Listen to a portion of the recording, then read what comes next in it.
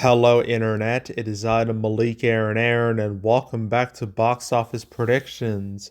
Today, we're going to be talking about Love Hurts.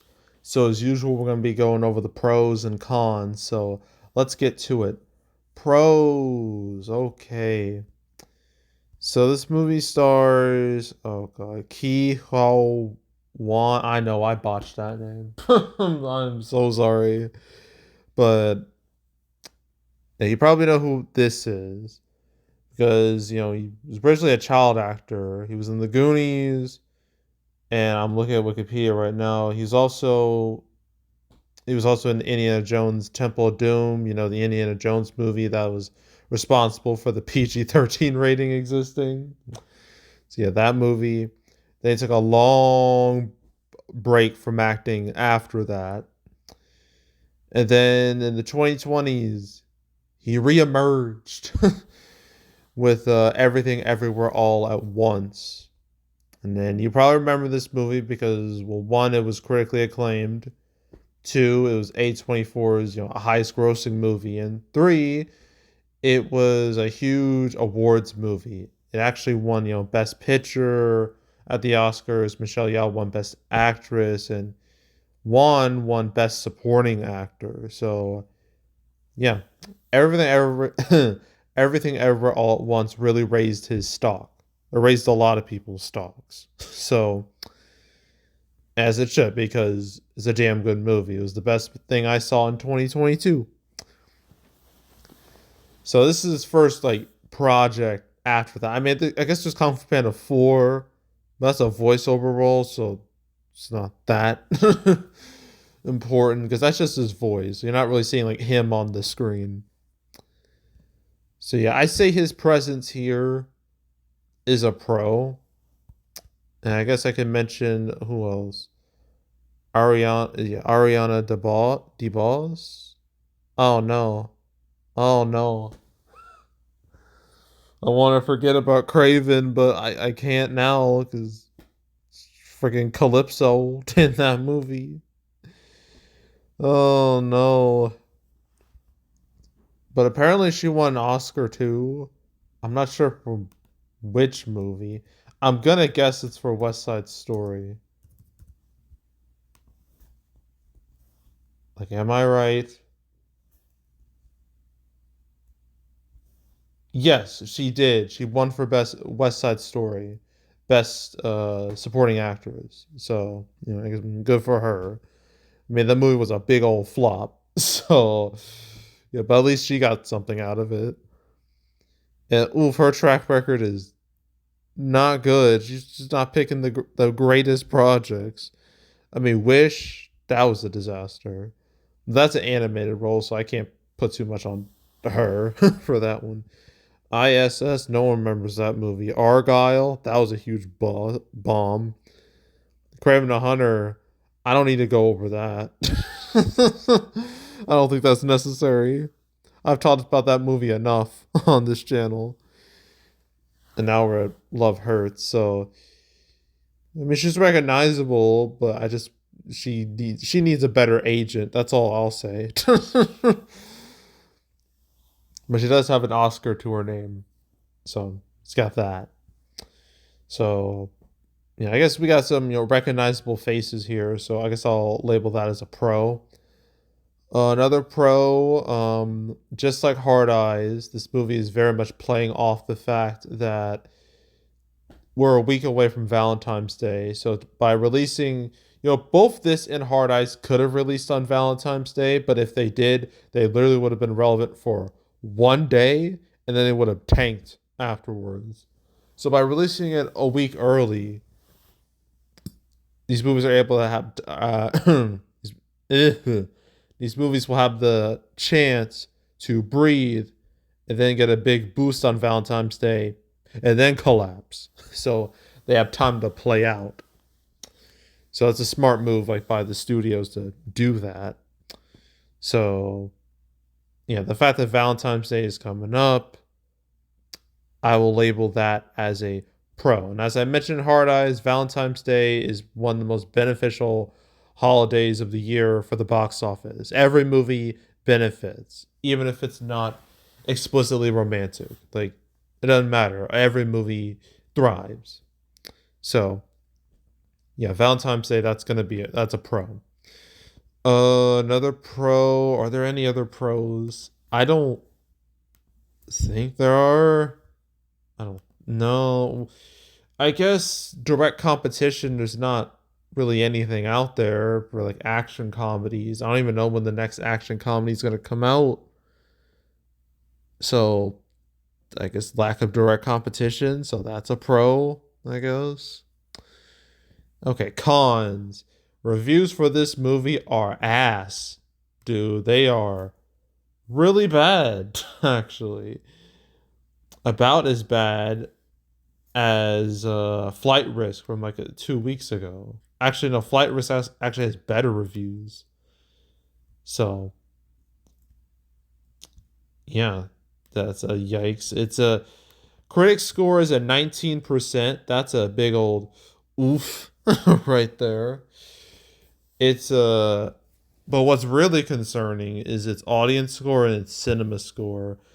Audience score is a 68%, which is low for a movie like this. I mean, Hard Eyes is like okay-ish, but 68% for this, that's just terrible. And its cinema score isn't much better. It's a C plus. An action movie should never receive a C plus cinema score. Like just no.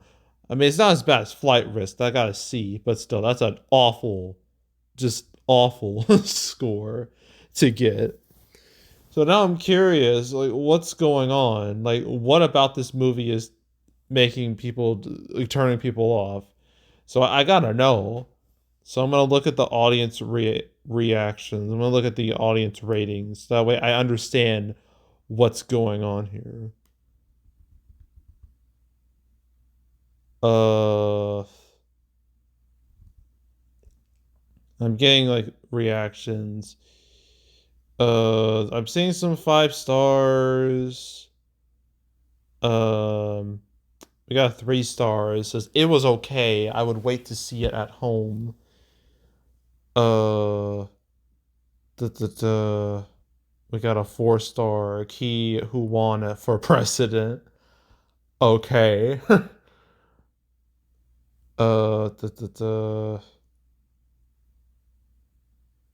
We got half star. Says first time I've ever walked out of a movie in my life. I'm noticing a lot of people say, "Oh, I walked out of this movie for like a ton of different movies, particularly bad ones." I've never done that. Even if a movie sucks, I'm at least gonna stick it out and watch the whole thing, even if I'm gonna be miserable the whole time. Because I already paid. I don't want that money going to waste. So, anywho, says this half star review says first time I have ever walked out of a movie in my life. My brain cells fought. They lost. Feels like that broken-hearted feeling when you go to take a poop but only wind up farting. Utterly disappointing. Okay, that's a review. That's actually what the review says. Yeah, 1 star. This is painful to watch. The script can't be made bearable even by the two leads trying to make it fit, and the plot is absurd. I really want it to be bad enough so that it would be laughable, but it's just not at all good. Kept waiting for it to improve, but it never did. They got 1.5 stars. It was a very gory and not a feel good movie. Okay. Let's see. Let's read like a few more. Like 3 stars. It was an okay show. It was kind of boring, but it had some funny parts. You got a half star. Waste of time. Waste of money. Kwan is a great actor with amazing talent. Waste of a great actor. Waste is capitalized here. All caps for waste. Um. We got 1 star. OMG, total waste of time. Story is terrible. Script was laughable, not in the funny way. Effects are mediocre. The acting is even worse. Worst thing was Rose. She was a complete, empty, borderline stupid character. Ariana's acting made it even worse. Do not recommend. Wait until it's showing free somewhere to watch it to kill time.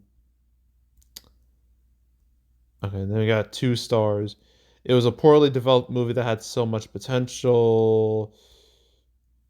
Uh, 1 star. What a disaster of a movie. I can make a better one. So yeah, I'm seeing like a mix of like people who really like it and people who just hate it. So yeah. Overall, word of mouth is ass across the board. So that's obviously a con. um Another con is the fact that, Super Bowl weekend, obviously, Super Bowl is going to have a very negative effect on the box office because who the hell is going to be going to the movies on Sunday, right? So basically, the box office loses a whole day out of the weekend.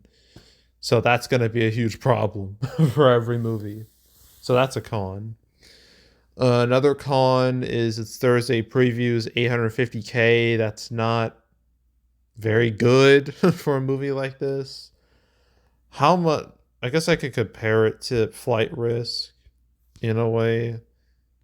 It was only like 2 weeks ago. So, Flight Risk, how did that do preview wise? Because that also had really shitty reviews. 950K. That opened with like a little over 11 million. Grant, I didn't have Super Bowl to deal with, so it's not an exact comparison, but that's all I got. So I mean, that's one comparison. I don't know if I should really. I can't really compare it to anything that came out last year around the same time because nothing of serious note came out Super Bowl weekend last year. I mean, there was not Victor. Was it? What was it?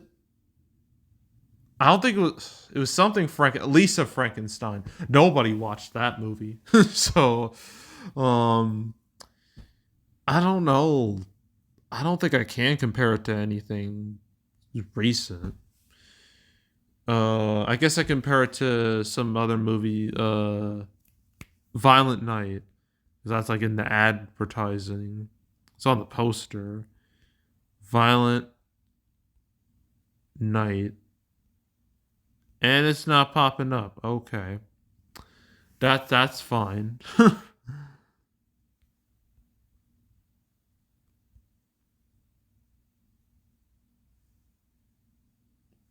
Where is Violent Night? Where are you? There you are. Okay. How did that do? Album of 13 million.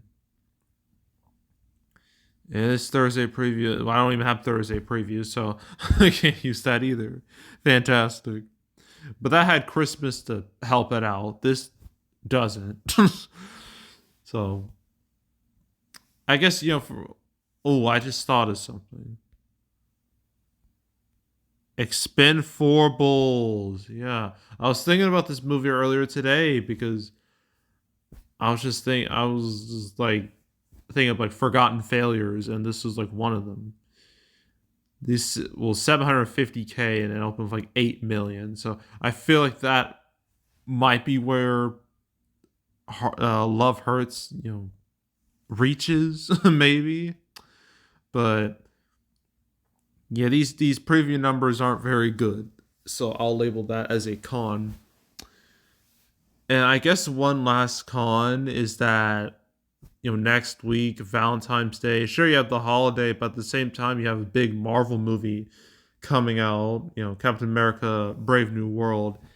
That could impact similar movies of like a similar genre. I don't think it won't hurt Hard Eyes very much, but this I feel like would hurt this more than like other movies. So yeah, dealing with like Captain America: Brave New World next week. So that could be a potential issue. So I'll label that as a con too. And I think that's really it. So opening weekend, I guess well, I'm gonna go lower for this than I did with Hard Eyes. I'm gonna say between 6 to 8 million. I think I'm gonna go with that. And its total, its legs should be real short because word of mouth is just not good. Say 15 to 20 million best. That's what I'm gonna go with. So yeah. And we're done. We're done for the weekend. A very easy weekend, which is, I'm certainly not gonna complain about. Now next week will be a lot more interesting because we have our first tentpole movie coming out. We got Captain America: Brave New World, which should make more money its opening weekend than any movie made at the same time last year. Like, because last February, as you know, was awful, just awful.